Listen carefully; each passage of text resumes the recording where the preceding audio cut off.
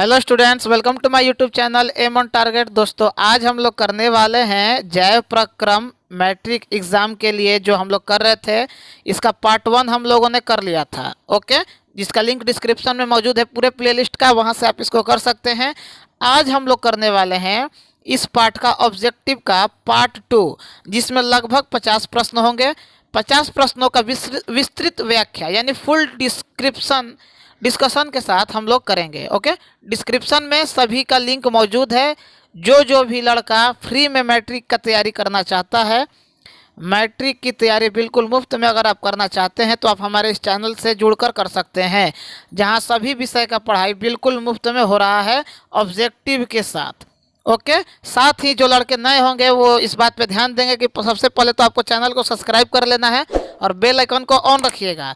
साथ ही हमारे Telegram group और फेसबुक ग्रुप को ज्वाइन रखिएगा, क्योंकि परीक्षा से संबंधित जितनी भी जानकारी है आपको यहीं पे दी जाती है, और क्लास 9 और क्लास 12 की भी पढ़ाई हमारे इस चैनल पर कराई जाती है, ओके। तो आइए आज के पहले क्वेश्चन की तरफ हम लोग बढ़ते हैं। आइए, पहला क्वेश्चन है, रक्त इंद में किसकी उपस्थिति के कारण लाल दिखाई देता है। ठीक है, ये पार्ट 2 है। पहले पार्ट में मैंने लगभग 40 प्रश्न करवाया था, आप लोगों को ध्यान पे होगा। तो इसी में क्रम में हम लोग आगे बढ़ रहे हैं कि रक्त जो है यानी खून यानी ब्लड किसकी उपस्थिति के कारण लाल रंग का दिखाई देता है। मतलब हमारा ब्लड जो है वो लाल कलर का क्यों दिखाई देता है? थ्रोम्बिन के वजह से, हेमोग्लोबिन के वजह से, थ्रोम्बोप्लास्टिन के वजह से, या फाइब्रिन के वजह से। मैं कलर चेंज कर ले रहा हूँ ताकि आपको अभी आसानी हो। तो जो रक्त है यानी ब्लड है वो हेमोग्लोबिन की वजह से लाल कलर का दिखाई देता है। और आरबीसी यानी रेड ब्लड सेल, इसे रेड ब्लड कॉर्पोसेल्स भी बोला जाता है। इसी के साथ ये मिलकर हमारे शरीर के प्रत्येक हिस्से में ऑक्सीजन का परिवहन करता है, ओके, याद रखिएगा। नेक्स्ट क्वेश्चन, प्रकाश संश्लेषी अंग है, ठीक है, यानी वह कौन ऐसा अंग है जहां से प्रकाश संश्लेषण की प्रक्रिया पूरी होती है या होती है? तना, पत्ता, क्लोरोप्लास्ट या जड़? तो आपको पता है प्रकाश संश्लेषण की प्रक्रिया पौधे में पत्ती के माध्यम से, जहां रंध्र नाम यानी एस्टोमाटा के माध्यम से पत्ती में जो पाया जाता है, जैसे ये मान लीजिए पत्ती है तो इसमें छोटे छोटे जो छेद पाए जाते हैं इसी को बोलते हैं रंध्र। तो उसी के माध्यम से ये प्रकाश संश्लेषण के जो गैस के माध्यम के लिए जो जरूरी गैस है वो ग्रहण करता है, ओके। आइए अगला क्वेश्चन, जवाब देते चलिएगा, ये सब हमको कहना ना पड़े कि जवाब देना है कि नहीं देना है, ठीक है। सही गलत मैंने स्टार्टिंग में ही बताया था जब पार्ट 1 कराया था, तो कि जो लड़के सिंसियर होकर पढ़ाई कर रहे हैं वो एकदम निश्चिंत हो जाइए अपने रिजल्ट के प्रति, ओके। हरे पौधों में पोषण की जो विधि कहलाती है वो क्या कहलाती है? ठीक है, मतलब ग्रीन प्लांट में जो न्यूट्रिशन का प्रोसेस है वो कैसा है? प्राणी समयोजी पोषण, पर पोषण, स्वपोषण, या इनमें से कोई नहीं? तो पता है कि green plant are called producer, और हरे पौधे जो पौधे होते हैं वो अपना भोजन स्वयं बनाते हैं, यानी ऑप्शन नंबर सी इसका सही जवाब हो जाएगा। और इसमें सभी हरे पौधे शामिल होते हैं, इसे स्वपोषी पोषण कहते हैं, ठीक है। क्यों? क्योंकि ये अपना भोजन स्वयं बनाते हैं। आइए क्वेश्चन नंबर 4, लार में कौन सा एंजाइम पाया जाता है? मल्टेज, इरेप्सिन, इमाइलेज या लाइपेज? तो देखिए, लार में टाइलिन नाम का एंजाइम भी पाया जाता है, लेकिन यहाँ पे नहीं है। सलेवा जो होता है, सलाइवा, SALIVA, सलाइवा में टाइलिन नाम का एंजाइम भी पाया जाता है। जो भोजन को जब हम लोग कूचते हैं तो उसमें लार उत्पन्न होता है, स्रावित होता है, तो इसके वजह से होता है। लेकिन यहाँ पे उसका ऑप्शन नहीं है, तो आपका सही जवाब हो जाएगा ऑप्शन नंबर सी, एमाइलेज, ठीक है, याद रखिएगा। नेक्स्ट, वसा का पाचन किसके द्वारा होता है? वसा का पाचन किसके द्वारा, यानी फैट का डाइजेशन किसके माध्यम से होगा? पेप्सिन, टाइलिन, एमाइलेज या लाइपेज? तो सही जवाब हो जाएगा option number D, option number D, lipase, okay. आज हम लोग क्वेश्चन 50 करने हैं तो थोड़ा जल्दी जल्दी करेंगे, और जहां संभव होगा आप लोग बस ध्यान से सुनते रहिएगा और सही जवाब देने का प्रयास कीजिएगा। जितने भी लोग लाइव जुड़े हुए हैं, किस पाचक रस के प्रभाव में से अमाशय का दूध थक्का सा जम जाता है, मतलब दूध से संबंधित इसमें कौन सा एंजाइम उत्तरदायी है? टाइलिन, रेनिन, पेप्सिन या एमाइलेज? तो अभी बताएं, टाइलिन होगा नहीं क्योंकि ये तो भाई लार में मौजूद रहता है। पेप्सिन और एमाइलेज ये तीनों है नहीं, तो बच्चा कौन? रेनिन। याद रखिएगा। नेक्स्ट क्वेश्चन नंबर 7, मनुष्य का हृदय प्रति मिनट कितनी बार धड़कता है? बहुत इजी क्वेश्चन है, और अगर आपको भरोसा नहीं है तो आप पिछले साल का पेपर डाउनलोड कर लीजिए कहीं से और देखिए कि इस तरह के प्रश्न आए हैं कि नहीं आए हैं। ऑब्जेक्टिव के लिए अब आपको इसके अलावा कुछ अलग से करना नहीं है। हमारे चैनल पे जो ऑब्जेक्टिव आपको कराया जा रहा है वो आपके लिए पर्याप्त है। और इसी बीच अगर वीडियो अच्छा लगे तो लाइक कर देना है आपको, अब पढ़ाई करना है तो सब्सक्राइब करके बेल आइकन को बस ऑन रखिएगा ताकि जब वीडियो आए आपको नोटिफिकेशन मिल जाए। मनुष्य का हृदय 1 मिनट में 72 बार सामान्यतः धड़कता है, लेकिन अगर आप दौड़ रहे हैं तो ये बढ़ जाता है, ये लगभग 90 के करीब पहुंच जाएगा जब आप दौड़ते हैं या रनिंग टाइम। आइए 8 नंबर क्वेश्चन, मनुष्य में रुधिर क्षमता है, रुधिर यानी ब्लड को छानने का काम किसका है? फेफड़े में, बोमेन संपुट में, कुंडलित नलिका में या मूत्रवाहिनी में? देखिए, छानने उनने का काम किसका था? किडनी का। हिंदी में बोलते हैं वृक्क, लेकिन इसमें तो है ही नहीं ऑप्शन में, तो इसीलिए हर तरह के क्वेश्चंस को करना बहुत ज़्यादा जरूरी होता है। सही जवाब होगा बोमेन संपुट, इसी का ये रिश्तेदार है, मतलब इसी से संबंधित है। आइए अगला क्वेश्चन नंबर 9, पौधे के वायविक भागों से जल का रंध्रों द्वारा वाष्प के रूप में निष्कासन किसके माध्यम से? वाष्प। वाष्प कैसा होता है भाई? तो गैस रूप में होता है। और गैस के लिए हम कितना बार बताए हैं कि गैस के लिए कभी भी निष्कासन से संबंधित कोई प्रक्रिया पूछे जिसमें गैस का उल्लेख हो जाए तो उसके लिए विसरण कीजिएगा। अब पानी का उल्लेख हो तो परासरण। ठीक है, याद रखिएगा दोनों बातों को अच्छे से। आइए क्वेश्चन नंबर 10, पौधे में निर्मित भोजन का एक अंग से दूसरे में जाने की क्रिया क्या कहलाती है? मतलब एक स्थान से दूसरे स्थान तक जा रहा है तो ये क्या होगा? रसारोहण, परासरण, परिवहन या चूषण? तो एक स्थान से दूसरे स्थान तक जा रहा है तो परिवहन ही ना होगा यार। चैप्टर पढ़ाए हैं, हर एक चीज़ अच्छे से समझाए हैं, पूरा जैव प्रक्रम को हम पार्ट 1, पार्ट 2 और पार्ट 3 में पूरा पढ़ाए हैं। नहीं पढ़े हो तो तुम्हारी गलती है, जाके प्लेलिस्ट में लिंक है साइंस क्लास 10, जाके आराम से पढ़ो। बोमेन संपुट। अगला क्वेश्चन, एवं ग्लोमेरुलस को सम्मिलित रूप में क्या कहते हैं? वृक्क शंकु, हेनले का चाप, नेफ्रॉन या मेलपिगियन कोष? ये थोड़ा टफ क्वेश्चन है, इसलिए जवाब दीजिएगा और प्रयास करते चलिए, एकदम अच्छे से तैयारी को बरकरार रखिए। इस प्रश्न का सही जवाब है ऑप्शन नंबर डी। ठीक, ये थोड़ा टफ क्वेश्चन था, मुश्किल। Okay, next question. देखिए, हर तरह के क्वेश्चन करना आपके लिए जरूरी है। अगर हम केवल आसान ही करवा देंगे तो आप उतने तक सीमित हो जाएंगे, लेकिन हर तरह के क्वेश्चन अगर हम करवा देंगे तो आप भी एक तरह से निश्चिंत हो जाएंगे कि ऐसे ऐसे प्रश्न आते हैं और हम इसको भी कर लेंगे अगर ये आएगा तो। आइए अगला क्वेश्चन, मानव में 100 ml रक्त में उपस्थित यूरिया की सामान्य मात्रा क्या होती है? देखिए, वैसे तो ये होता है 8 से लेके 32 तक, सॉरी 15 से लेके 32 तक, तो आपका ऑप्शन 20, 30, 40 और 50 है, तो आपको सही करना है 30 mg तक। ठीक, 20 को मत कीजिएगा। आइए, निम्नलिखित में जठर ग्रंथि की कौन सी कोशिका हाइड्रोक्लोरिक अम्ल का स्राव करती है? हाइड्रोक्लोरिक अम्ल यानी HCl, ये मनुष्य के अमाशय में पाया जाता है। ठीक, तो मनुष्य के अमाशय में प्राय पाया जाता है, तो ये कहाँ स्राव करेगा? तो भित्तीय कोशिका। ठीक, याद रखिएगा। अमाशय में भोजन के गाढ़े लेई की तरह स्वरूप को क्या कहते हैं? कहाँ? अमाशय में यानी पेट में। काइम, चाइल, पीत या सक्कस एंटेरिकस।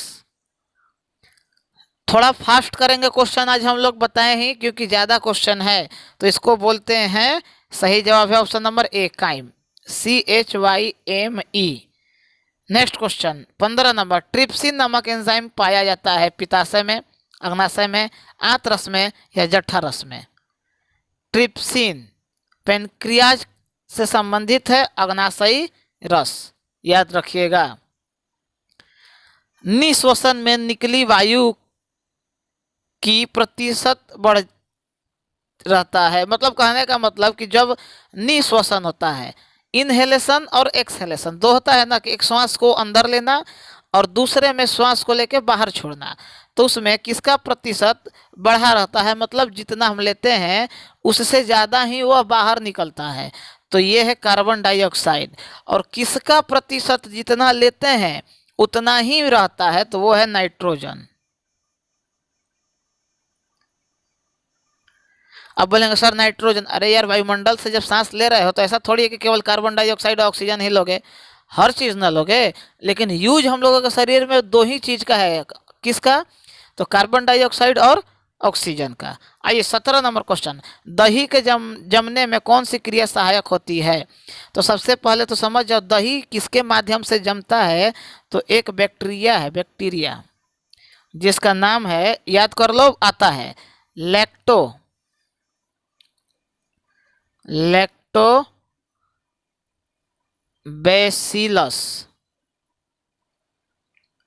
ठीक है, लैक्टोबैसिलस बैक्टीरिया के कारण दूध के जो है वो जम के दही बनता है। अब पूछ रहा है प्रक्रिया के बारे में, तो कौन सी प्रक्रिया होगी? अपघटन प्रक्रिया। अब मिटा रहे हैं, यहाँ पे नोट कर लिए होंगे आप लोग। लैक्टोबैसिलस याद रखिएगा, बैक्टीरिया का नाम हरदम पूछता है। प्रकाश संश्लेषण प्रक्रिया, किण्वन या उत्सर्जन। प्रक्रिया पूछा है कि किस प्रक्रिया के माध्यम दूध से दूध दही बनता है, तो वह है किण्वन यानी फर्मेंटेशन।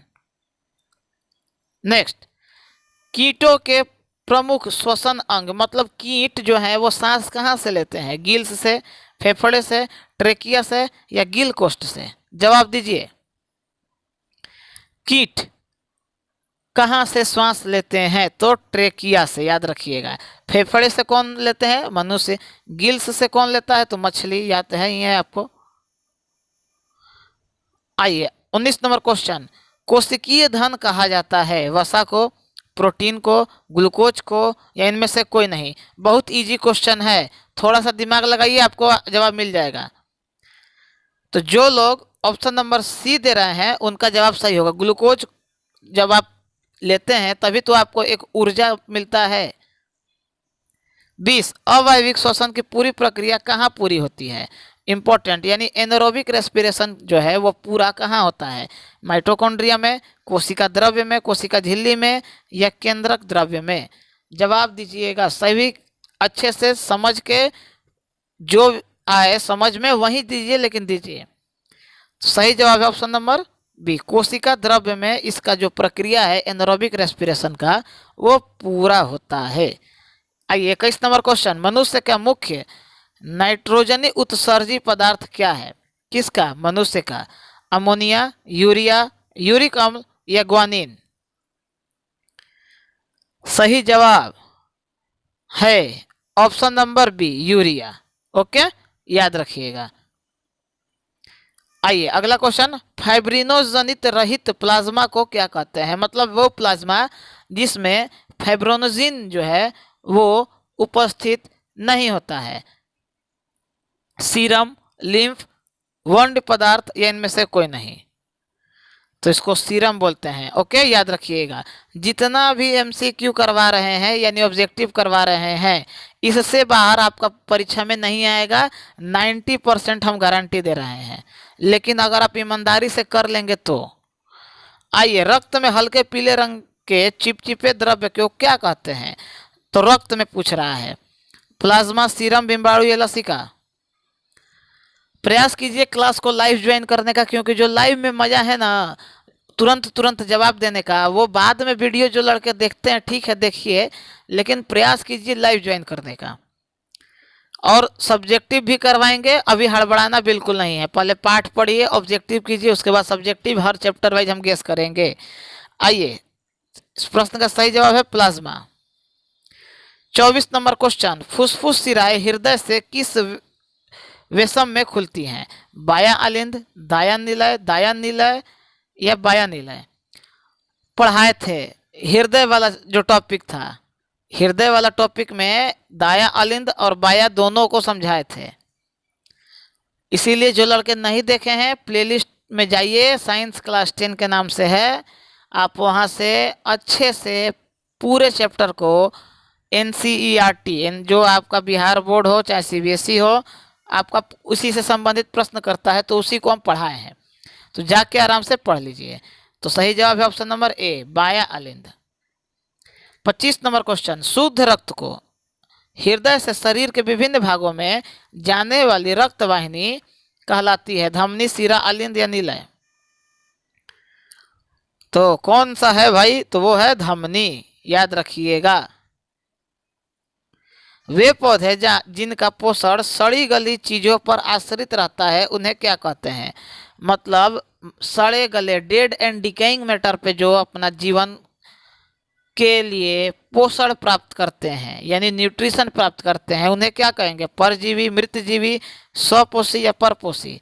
तो मरा हुआ, सड़ा हुआ, तो कौन सा होगा? मृतजीवी। काम खत्म। आइए, इनमें से किस छिद्र के द्वारा ग्रसनी ग्रास नली से जुड़ा होता है? बहुत इंपॉर्टेंट क्वेश्चन है, ये हरदम पूछता है। निगल द्वार, कंठ द्वार, मल द्वार या इनमें से कोई नहीं? तो सही जवाब है निगल द्वार, इसको ग्लोटिस बोलते हैं, इपीग्लोटिस। नेक्स्ट क्वेश्चन, टाइलिन परिवर्तित करता है, तो टाइलिन क्या है? मंड वाला, मंड से को शर्करा में, याद रखिएगा, ये इंपॉर्टेंट है, ठीक है। ये डायरेक्ट हम बता दिए क्योंकि इससे संबंधित पीछे भी क्वेश्चन हम समझाए हैं। आइए 29 नंबर क्वेश्चन, कौन सा एंजाइम प्रोटीन का पाचन अम्लीय माध्यम में करता है? याद रखिएगा, ट्रिप्सिन, डाइट्रोप्टिप्सिन, इरेप्सिन या पेप्सिन? तो प्रोटीन का पाचन पेप्सिन, कौन माध्यम में? अम्लीय माध्यम में, याद रखना। निम्नलिखित में कौन सा एंजाइम मनुष्य में अनुपस्थित होता है? मतलब वो मनुष्य में नहीं पाया जाता है, तो कहाँ पाया जाएगा? जानवर में। जब मनुष्य में नहीं है तो कहाँ होगा? जानवर में। और जानवर में सेलुलोज पाया जाता है, माल्टोज, लैक्टोज, सुक्रोज या ग्लूकोज नहीं, ठीक ना, याद रखना। आइए 31 नंबर क्वेश्चन, मनुष्य में प्रोटीन का पाचन कहाँ से शुरू होता है? तो देखो, प्रोटीन पूछा है, न कि भोजन पूछा है। भोजन पूछे कि मनुष्य में भोजन का पाचन कहाँ से शुरू होता है, तो मुख से ही शुरू हो जाता है। लेकिन प्रोटीन पूछा है तो आमाशय यानी स्टमक से, याद रखना दोनों चीज। आइए अगला क्वेश्चन नंबर 32, हरे पौधे प्रकाश संश्लेषण में कच्ची सामग्री जैसे जल और किस कच्ची सामग्री का इस्तेमाल करते हैं? एगो तो जल है H2O, दूसरा का कौन चीज है ये बताना है, कार्बन डाइऑक्साइड, क्लोरोफिल, सूर्य का प्रकाश या ऑक्सीजन? क्वेश्चन में देखो फिर बोल रहे हैं बहुत लड़के प्रकाश करेंगे, नहीं, कच्ची सामग्री पूछा है, तो H2O के साथ CO2 ना जी, ऑप्शन नंबर ए। थोड़ा सा समझो, क्वेश्चन को समझो। 33 नंबर क्वेश्चन, कार्बन स्वांगीकरण या प्रकाश संश्लेषण में ऊर्जा का स्रोत क्या है? मतलब उसके बिना प्रकाश संश्लेषण नहीं हो पाएगा, क्यों? क्योंकि वो ऊर्जा का स्रोत है, ठीक। जल, क्लोरोफिल, सूर्य का प्रकाश या कार्बन डाइऑक्साइड यानी CO2? तो अभी हम बताएं, सूर्य का प्रकाश किसका माध्यम है? तो ऊर्जा का माध्यम है, इसी के माध्यम से प्रकाश संश्लेषण की प्रक्रिया पूरी होती है। आइए 34 नंबर क्वेश्चन, हृदय में वेस्मों का स्थिलन कहलाता है, ठीक है, शिथिलन, सिस्टोलिक, डायस्टोलिक, हृदय संकुचन या तालबद्ध संकुचन? तो सही जवाब option number B, diastolic pressure, ठीक है। और संकुचन पूछता संकुचन याद कर लो, यहीं पे संकुचन वाला भी। तो सिस्टोलिक, देखो स से सिस्टोलिक, स से संकुचन। आइए, कवक में पोषण की कौन सी विधि होती है, हरदम पूछता है आपका इस तरह के तो क्वेश्चन ना, लग रहा है कि हर साल पूछता है। स्वपोषी, मृतजीवी, समभोजी, या इनमें से कोई नहीं। तो कवक में मृतजीवी याद रखना। आइए अगला, रक्त क्या है, कोशिका, पदार्थ, उत्तक, या इनमें से कोई नहीं। अब बहुत लड़के गलती करेंगे, रक्त को कोशिका बोलेंगे, सेल। अरे यार, रक्त क्या है, एक तरल संयोजी उत्तक, यानी blood is a fluid connective tissue. तो टिश्यू को ही हिंदी में उत्तक बोलते हैं। और ये क्वेश्चन आपका बिहार बोर्ड हरदम पूछता है, क्योंकि उसको पता है कि लड़के कोशिका को कर देंगे। आप लोग गलती मत कीजिएगा। आइए अगला क्वेश्चन, मत्स्य यानी मछली का मुख्य श्वसन अंग क्या है, ट्रेकिया, फेफड़ा, गिल्स या नाक। अरे मछली कौन चीज से सांस लेती है, गिल्स। ट्रेकिया से कौन लेता है, कीड़ा मकोड़ा, कीड़ा मकोड़ा जैसे स्पाइडर है। फेफड़ा से कौन लेता है, मनुष्य। ओके, आइए आगे बढ़ते हैं। प्रकाश संश्लेषण द्वारा किसकी प्राप्ति होती है, वसा, प्रोटीन, ग्लूकोज या प्रकाश। तो प्रकाश संश्लेषण की जब प्रक्रिया पूरी होती है तो क्या होता है, ग्लूकोज प्राप्त होता है यार, तभी तो वो अपना भोजन ऊर्जा के रूप में संपादित करेगा। वसा मिलेगा, प्रोटीन मिलेगा, प्रकाश, अरे तो प्रकाश कहाँ से मिलेगा। प्रकाश संश्लेषण की प्रक्रिया में प्रकाश ऊर्जा के रूप में रहता है, तभी तो होता है। तो तीन को तो इसी तरह कट गया, तो बचा जो चौथा, वही आंसर। वह कौन प्रक्रम जिनके द्वारा शरीर में ऊर्जा का उत्पादन होता है। शरीर में ऊर्जा का उत्पादन कैसे होता है, श्वसन के माध्यम से, पोषण के माध्यम से, उत्सर्जन या उत्तेजनशीलता के माध्यम से। तो हम बताए थे श्वसन के माध्यम से ऑक्सीजन हमारे शरीर के प्रत्येक हिस्से में फैलता है और भोजन को तोड़ता है। जो भोजन हम लोग करते हैं उसको तोड़ने के लिए, ब्रेक डाउन होने के लिए ऑक्सीजन की उपस्थिति चाहिए, और ऑक्सीजन खून के साथ यानी ब्लड के साथ मिलकर प्रत्येक हिस्से में पहुंचता है और ऊर्जा को भी पहुंचाता है। तो कौन होगा आंसर, श्वसन। सांस लेते हो तभी ना ऑक्सीजन घोटते हो। आओ, मैग्नीशियम पाया जाता है, क्लोरोफिल, लाल रक्त कण, वर्णिकण या श्वेत रक्त कण। तो मैग्नीशियम कहाँ पाया जाएगा, पत्ता जो होता है वो हरा कलर का होता है, किसकी उपस्थिति के कारण, तो क्लोरोफिल यानी हरित लवक के कारण। इसमें देखते हो कि पत्ता जो है कभी कभी पीला होने लगता है, तो क्यों, क्योंकि उसमें मैग्नीशियम की कमी हो जाती है। कहाँ, पत्ता में। अब पत्ता में कौन मौजूद है, तो क्लोरोफिल। तो मैग्नीशियम कहाँ पाया जाएगा, आसमान में, क्लोरोफिल में। आओ, कोशिका झिल्ली किस प्रकार की झिल्ली है, तो यार अर्ध पारगम्य झिल्ली, सेमी परमेबल मेम्ब्रेन, इंग्लिश में याद रखना, सेमी परमिएबल मेम्ब्रेन। आओ आगे, 42 नंबर क्वेश्चन, रक्त में आयरन की कमी से होने वाला एक रोग। ये तो इतना बार क्वेश्चन पूछ चुका है कि लग रहा है कि तुम लोग पेपर उठा के देखना, ये यकीन हो जाएगा, हरदम पूछता है। रक्त में आयरन की कमी से जो रोग होता है उसे बोलते हैं अनीमिया। ठीक, याद रखना। आइए अगला, ये वृक है, ये मिसप्रिंट है, ठीक ना, गलत टाइप हो गया है। वृक यानी किडनी के संरचनात्मक एवं क्रियात्मक इकाई को क्या कहते हैं, मतलब what is the structural and functional unit of kidney. Glomerulus, Bowman संपुट, मूत्रवाहिनी या नेफ्रॉन। तो सही जवाब है ऑप्शन नंबर डी, नेफ्रॉन को किडनी का स्ट्रक्चरल और फंक्शनल यूनिट बोला जाता है। आइए 44 नंबर क्वेश्चन, यूरिया रक्त में कहाँ से प्रवेश करता है। तो हम एक ट्रिक बताए थे कि यूरिया का जब भी बात हो तो चुपचाप यकृत को टिक मार के आगे बढ़ जाना, क्योंकि उतना हाई लेवल का क्वेश्चन तुम लोगों के परीक्षा में कभी करेगा नहीं कि तुम लोग इतना। यकृत से यानी लीवर से एक प्रकार का रस निकलता है जिसे बोलते हैं पीत रस, ये भी याद रखना। Liver secrete bile juice, bile को ही पीत रस बोलते हैं। आइए 45 नंबर क्वेश्चन, मनुष्य के शरीर की सबसे बड़ी ग्रंथि। तो यार ये तो इतना आसान क्वेश्चन है, क्या सब एकदम मजाक हो जाता है, मजाक। देख लो किस तरह का क्वेश्चन आ रहा है। अगर अभी भी क्वेश्चन गलत किए तो भाई देख लो तुम्हारा रिजल्ट तुम्हारे हाथ में है। आओ, पाइरुवेट के विखंडन से यह कार्बन डाइऑक्साइड जल तथा ऊर्जा देता है, यह क्रिया क्या कहलाता है? पाइरुवेट। ध्यान रखना, क्वेश्चन में ही हिंट कर दिया गया है। कोशिका द्रव्य, माइटोकॉन्ड्रिया, हरित लवक या केंद्रक।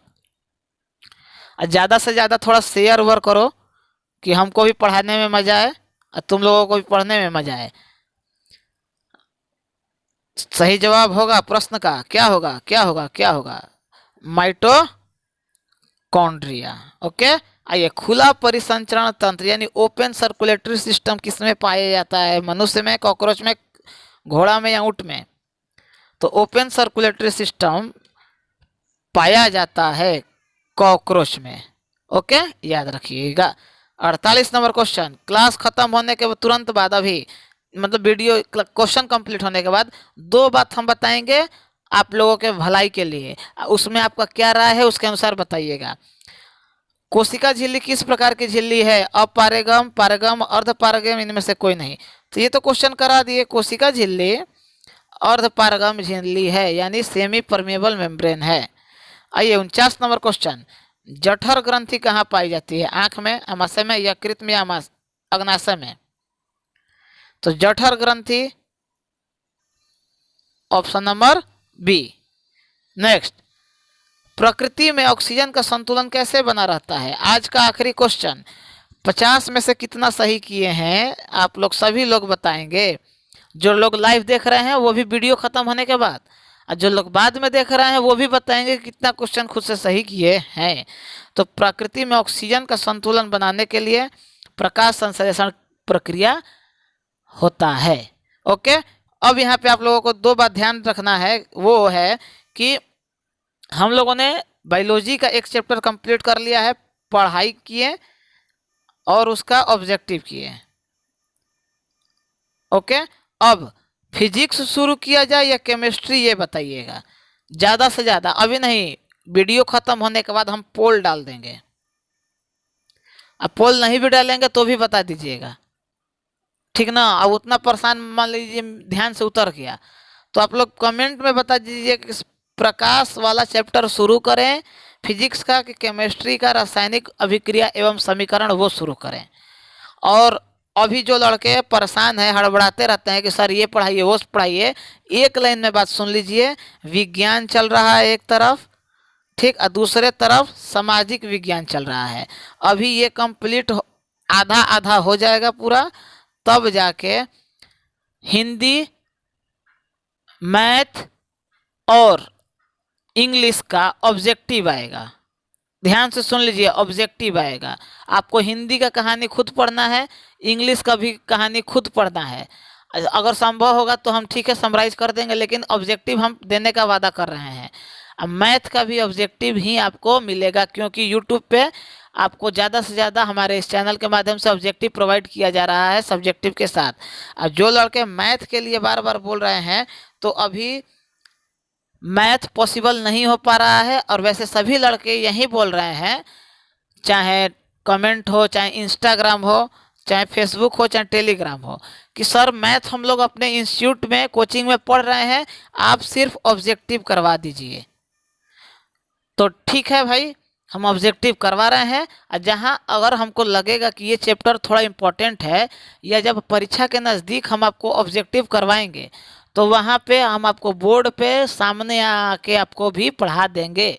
जहाँ तक संभव होगा हम आपके लिए कर रहे हैं।